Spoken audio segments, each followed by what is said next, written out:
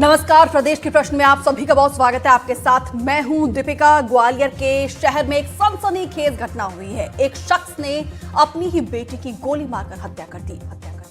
बेटी की शादी 18 जनवरी को होने वाली थी। बेटी तनु किसी और से शादी करना चाहती थी। पिता महेश गुर्जर और भतीजा राहुल ने इस वारदात को अंजाम दिया। घटना के बाद घर के अंदर विवाद के दौरान पिता ने गोली मारी है और आरोपी पिता को फिलहाल पुलिस ने गिरफ्तार कर लिया है, जबकि भतीजा जो है अभी भी फरार चल रहा है। यह घटना गोला का मंदिर थाना क्षेत्र के आदर्श नगर की है। बेटी का कसूर सिर्फ इतना था कि वो अपने प्रेमी से शादी करना चाहती थी। जबरन शादी करवाने पर उसके वीडियो बाकायदा जारी करके आप बीती सुनाई। पिता और भाई को ये बर्दाश्त नहीं हुआ, लिहाजा दोनों ने मिलकर उसे मौत के घाट उतार दिया। मृतका का नाम तनु गुर्जर है, जो पिछले 6 सालों से अपने प्रेमी के साथ रिलेशनशिप में थी। घर वालों ने जबरदस्ती तनु की शादी तय कर दी। 18 जनवरी को तनु की शादी होने वाली थी। तनु ने इस शादी से इनकार कर दिया और झूठी साख के लिए और साख को बचाने के चक्कर में पिता और चचेरे भाई ने तनु को गोलियों से भून डाला।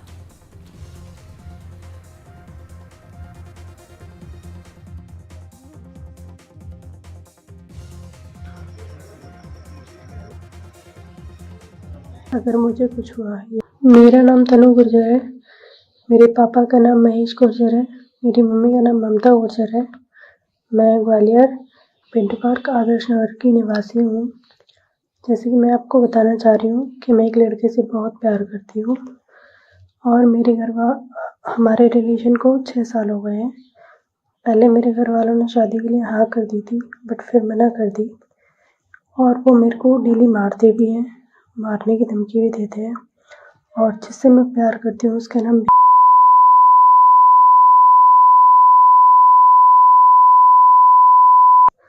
और अगर मुझे कुछ हुआ या मैं मरी तो उसके जिम्मेदार मेरे घर वाले होंगे, क्योंकि वो मेरे को डेली प्रेशर करते हैं किसी और से शादी के लिए। थाना गोले का मंदिर क्षेत्र में आदर्श नगर पिंटो पार्क के पास एक इलाका है। वहाँ पर एक पिता के द्वारा अपनी बेटी जो करीब 20-22 साल की थी उसको गोली मार दी।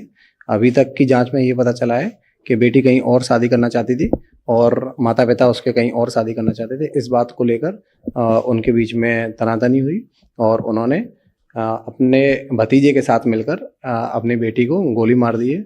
पुलिस ने आरोपी पिता को गिरफ्तार कर लिया है, वेपन जब्त कर लिया है और दूसरे आरोपी की हम तलाश कर रहे हैं। टीम रवाना हो गई है।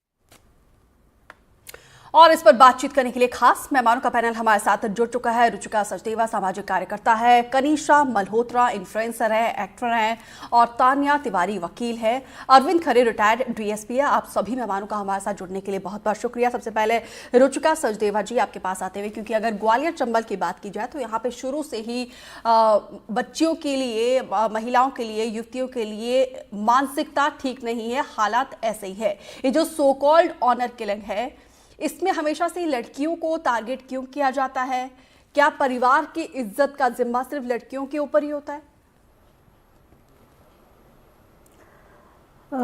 बिल्कुल, हमारे समाज में फिलहाल सारा इज्जत का ठेका लड़कियों ने ही लेके रखा है, ऐसा लगता है। और उनके ऊपर इतना ओवर प्रेशर डाला जाता है। ये तो आज मर गई है लड़की, लेकिन कितनी ऐसी लड़कियां हैं जो ये भी नहीं कर पाती हैं, बोल भी नहीं पाती हैं। और आज जो हुआ है उससे इतना दिल दुखी हो रहा है कि अभी भी इस तरह से लड़कियों को मारा जा रहा है और सरेआम मारा जा रहा है। उसके अपने लिए बचाव की भी उम्मीद करी कि उसको बचा लिया जाएगा शायद।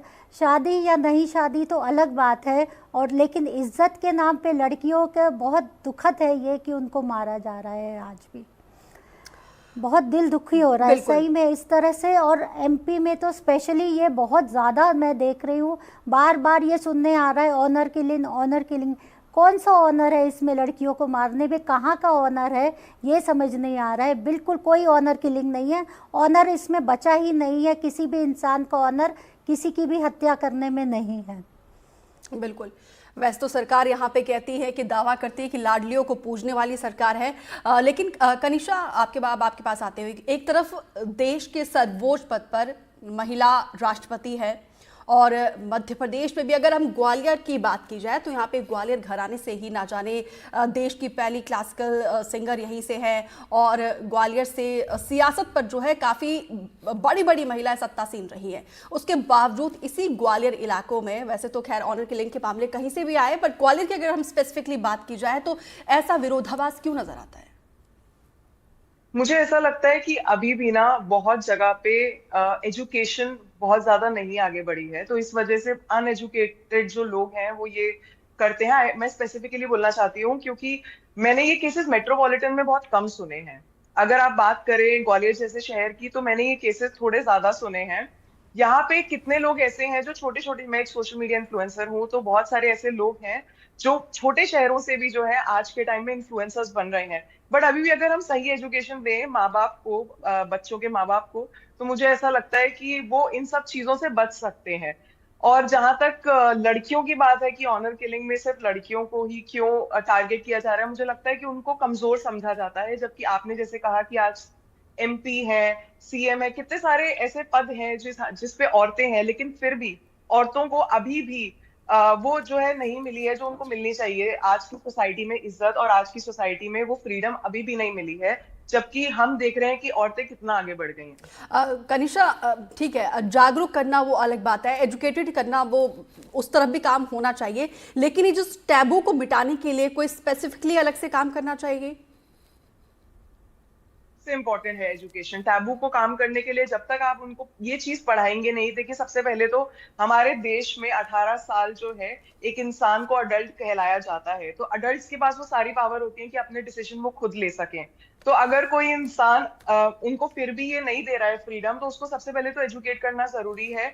और लड़कियों को भी एजुकेट कराना जरूरी है स्पेसिफिकली कि आपके पास जो है ये पावर है, तो आप अपने डिसीजन ले सकते हो, और लॉ जो है वो आपको ये पावर देता है। तो अगर आपको कभी भी ऐसा लगे कि बिल्कुल, अगर इस सवाल का जवाब हम अच्छे से तानिया तिवारी जी से समझते हैं, क्योंकि जिस कंडीशन से वो युवती गुजर रही होगी, उसको जितना समझ हो पाया, उसने एक वीडियो जारी किया था।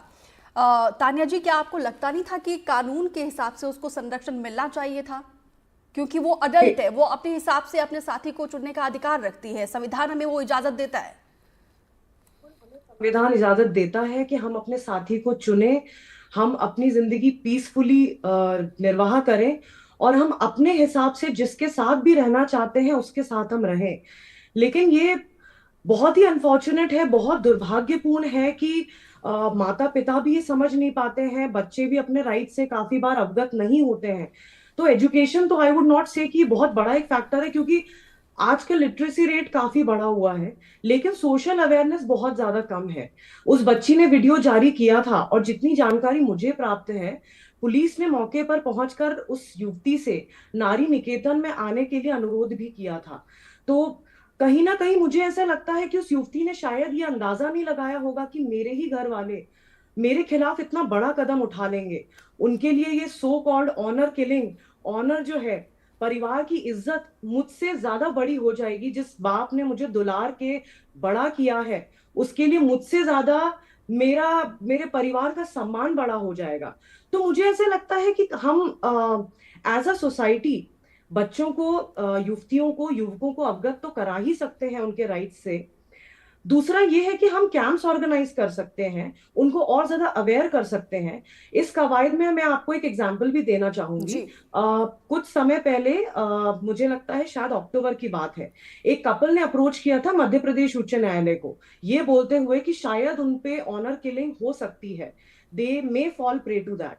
और मध्य प्रदेश उच्च न्यायालय ने उनको प्रॉपर संरक्षण भी दिया था, और सुप्रिंटेंडेंट ऑफ पुलिस को भी आदेशित किया था कि इन एनी केस अगर वो आपके पास आते हैं ये बोलते हुए कि उनका हैरेसमेंट हो रहा है, उन्हें धमकियां मिल रही हैं, या किसी भी तरह का कोई भी खतरा है उनके ऊपर, तो उन्हें प्रॉपर पुलिस प्रोटेक्शन दिया जाए। तो काफी सारे, हमारी न्याय प्रणाली में भी ऑफकोर्स बहुत सारे चेंजेस करने की आवश्यकता है, लेकिन मुझे लगता है कहीं ना कहीं एक मानसिकता का बहुत बड़ा प्रभाव पड़ता है कि लोग अपनी ही दुलारी हुई बेटी को गोली मार देते हैं, और एक आप बोल सकते हैं बहुत ही ओछी चीज के लिए जिसका नाम सम्मान से जोड़ देते हैं ये लोग। तो बहुत ही दुर्भाग्यपूर्ण है। और ताना जी खुद को बड़ा पीड़ित दिखाते हैं, देखो भाई इसने हमारे साथ क्या किया। बिल्कुल बिल्कुल।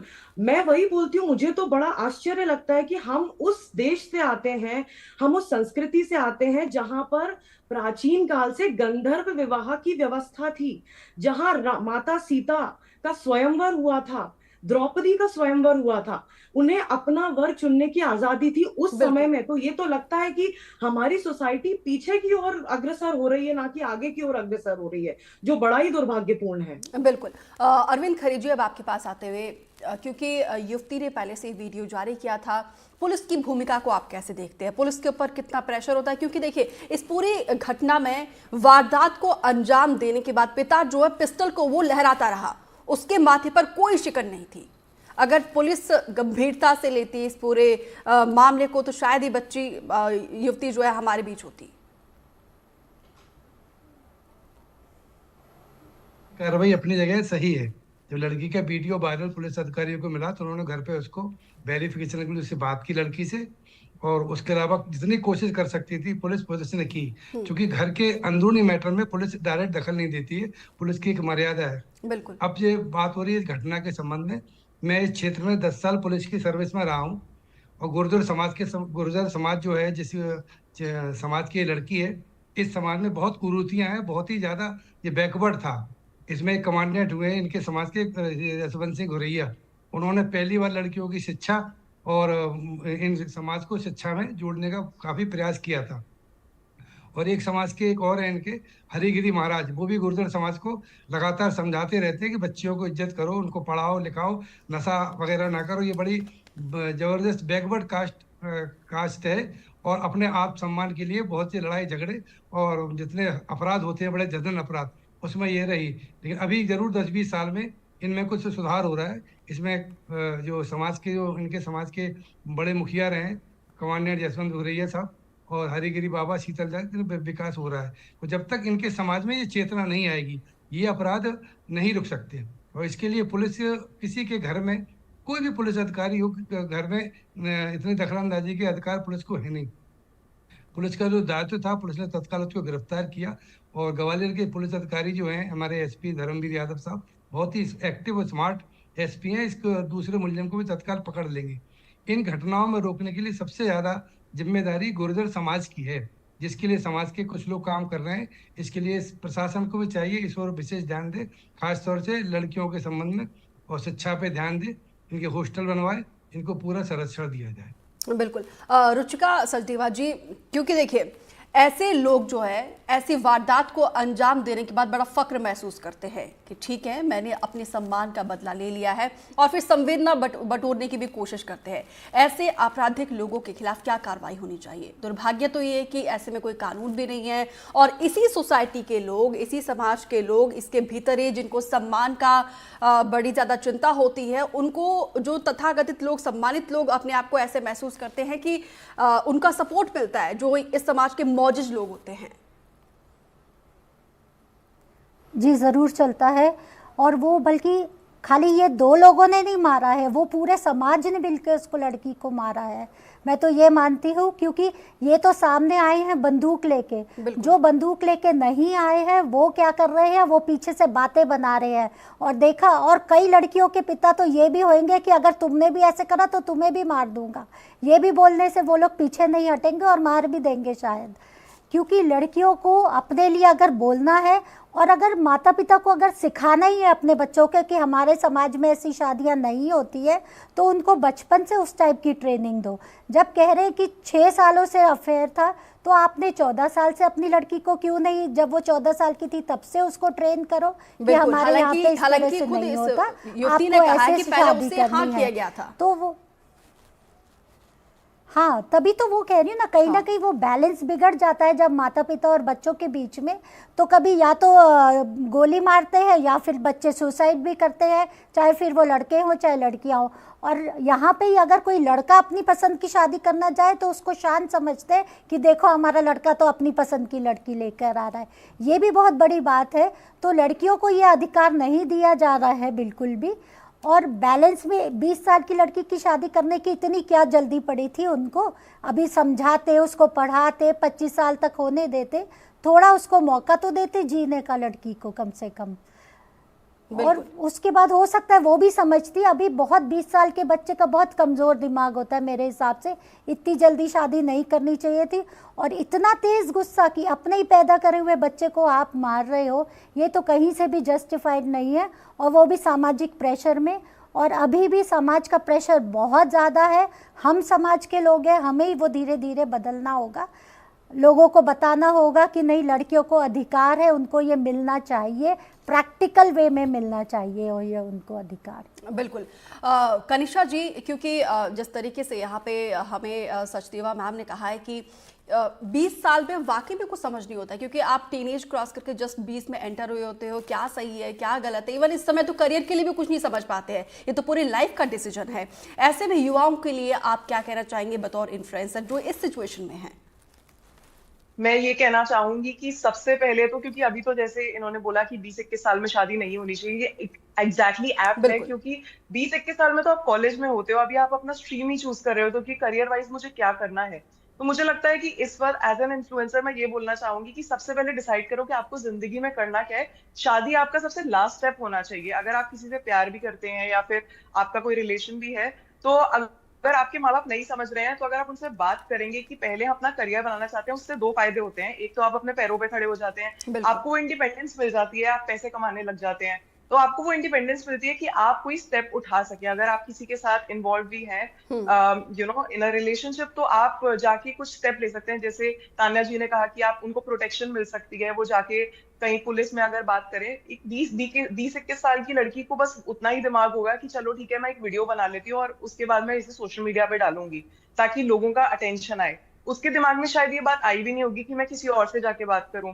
तो इसलिए बहुत जरूरी है कि आप उस मैच्योरिटी लेवल पे पहुंचे और आप अपनी इंडिपेंडेंस लाएं, अपने आप कमाना स्टार्ट करें, पढ़ाई करें अच्छे से, ताकि जब आपको अगर ऐसा कभी लगे भी लाइफ में कि आपको किसी चीज से थ्रेट है, तो आप में उतना दिमाग हो कि आप उस चीज के ऊपर इतना अपने आप को मजबूत रखो मानसिक तौर पे, और इंडिपेंडेंट करियर वाइज इस तरीके से रखो कि आप खुद डिसीजन जो है वो ले सके। तान्या तिवारी जी, ऐसे मामलों में कन्विक्शन किस लेवल पर मिल जाता है? क्या सभी को सजा मिल पाती है? और अगर सजा मिल भी पाती तो कितने टाइम के बाद? तब तक तो हम पूरा मामला ही भूल चुके होते हैं। क्या होता है, न्याय प्रणाली अपने आप अपने स्पीड पर काम करती है। हमारे यहाँ पर न्याय प्रणाली ये मानती है कि जब तक किसी को गुनहगार साबित ना कर दिया जाए तब तक वो निर्दोष होता है। तो ये आप सोच सकते हैं कि थोड़ा समय तो इसमें लग जाता है। हमारे यहाँ पर ऑनर किलिंग को डिफरेंटली क्लासिफाई नहीं किया है।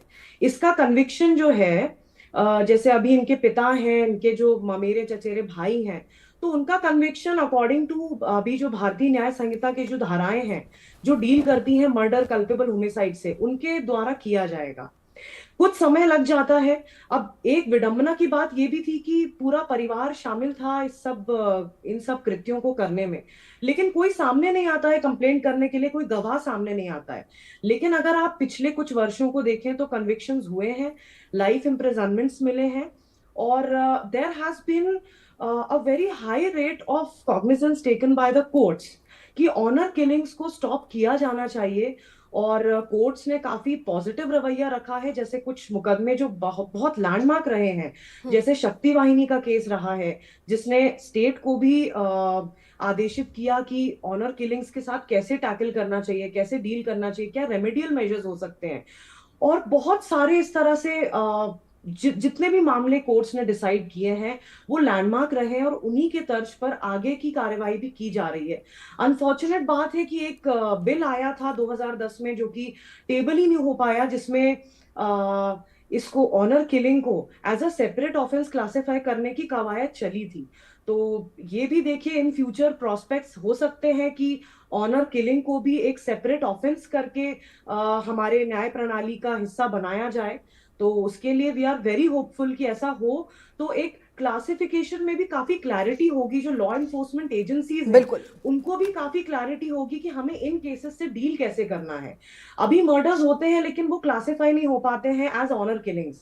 तो डेटा भी जो हमारे पास अभी अवेलेबल है वो काफी डिसइल्यूजन से डेटा अवेलेबल है कि इसमें से कितने मर्डर्स थे, कोल्ड ब्लडेड मर्डर्स थे, कितने ऑनर किलिंग्स थे। बिल्कुल, बहुत सारे केसेस जो सामने आ भी नहीं पाते हैं। अरविंद खरे जी, ऐसे मामलों में वैसे तो आपने कहा है कि पुलिस को अपनी सीमा में रहकर काम करना होता है, क्योंकि बड़ा ही ये बहुत संवेदनशील ये पूरा मामला होता है, परिवार का सवाल है। ऐसे में पीड़िता जो है, लड़की जो है, किस तरीके से वो मदद ले सकती है पुलिस से, किस तरीके से पुलिस का संरक्षण उसको प्राप्त हो सकता है? जा सकती है। इसमें सबसे पहला है कि लड़कियों को शिक्षित होना जरूरी है जी। अभी आपके शो के आने के पहले हमारी गुर्जर समाज के कुछ बड़े लोगों से बात हुई।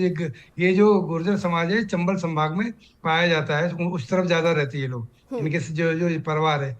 तो मेरी बात हुई अभी कुछ लोगों से, तो उनका ये कहना है आजकल जो शिक्षित परिवार हैं वो इंटरकास्ट मैरिज कर रहे हैं, लव मैरिज कर रहे हैं, लेकिन जो विशेष तरह की जिसके बच्ची इस परिवार से बिलोंग करती है, हो सकता है जो लोग अशिक्षित हो, लड़की पढ़ी लिखी ना हो। पढ़ी लिखी लड़की होती तो आराम से एक 100 नंबर डायल करके पुलिस को बुला सकती थी और पुलिस थाने में जाके रिपोर्ट कर सकती थी। जो अशिक्षित थी, इसलिए जो बोली ना मैडम अभी मल्होत्रा मैडम, सिर्फ एक वीडियो बना दिया उसने और वायरल कर दिया, वही उसके खिलाफ गया। उसी से सारे परिवार में नाराजगी हो गई और उसके साथ इतनी बड़ी दुर्घटना हो गई। हमारा मतलब ये सुझाव ये है कि बच्चे शिक्षित हों, पढ़े लिखें, और वही उनके लिए सुरक्षा का उपाय है। जब तक बच्चे पढ़ेंगे नहीं, समाज से लड़ नहीं पाएंगे। समाज में भी काफी कुछ जागरूकता होगी। पहले मैं एक चीज और बता दूं आपको, उस संभाग में जिस समाज की ये लड़की हैं, लड़कियों को पैदा होना दुर्भाग्य समझते थे, और कुछ लोग तो पुरानी परंपरा ये थी कि दूध की बाल्टी में डुबो देते थे कि लली अब तुम जाओ लला बन के यही हो। वो तो ठीक है, अभी करीब 20-25 साल समाज में सुधार हुआ है। 20-25 साल में लड़कियों का सर्वाइवल रेट बढ़ा है। हाँ, शिक्षा का रेट थोड़ा सा उतना नहीं है जितना होना चाहिए। ये तो जो पुराने, चूंकि मैं उस क्षेत्र में रहा हूँ 10-15 साल, मुझे उस समाज के संबंध में ज्यादा जानकारी है।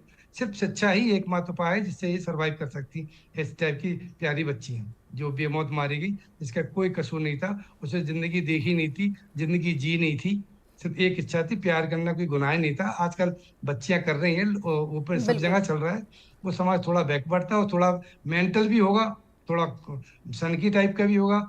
अहम भाम का है कि हमारे बगैर मर्जी के खिलाफ बेटी कैसी जा रही, जैसे बेटी तो जैसे कुल बाप मिला की के बकौती निष्कर्ष हो। यही है होता ना? कि आपको शिक्षित होना पड़ेगा ताकि आप चाहे पर्सनल हो, प्रोफेशनल हो, अपना डिसीजन वो खुद ले सके, अपनी जिंदगी को आप खुलकर जिए। यही इसका समाधान निकलता है। फिलहाल रुचिका जी और कनिषा, तान्या जी और अरविंद खरे सर, आप सभी का हमारे साथ जुड़ने के लिए बहुत बहुत शुक्रिया। तो देखिए, 2006 में सुप्रीम कोर्ट की तरफ से कहा गया था कि ऐसे मामले में जो लोग अपने आप को विक्टिम दिखाते हैं वो क्रूर है, सामंतवादी समाज के लोग हैं।